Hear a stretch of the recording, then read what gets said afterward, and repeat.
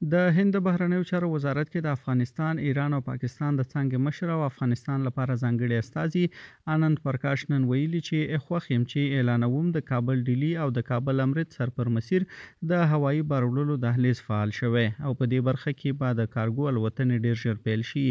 دا اعلان داسې مهال کیږي چې د افغان حکومت د صنعت او سوداګرۍ وزیر نورالدین عزیزی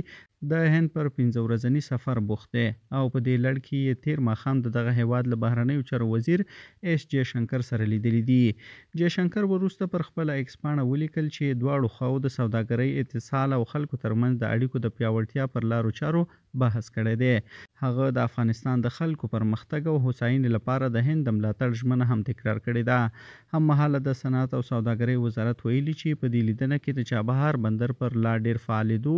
د کابل او ډیلی ترمنځ د سوداګرۍ اتشو پر معرفي کېدو او د ویزې صادریدو په برخه کې پر اسانتیاو هم خبرې شوې دي.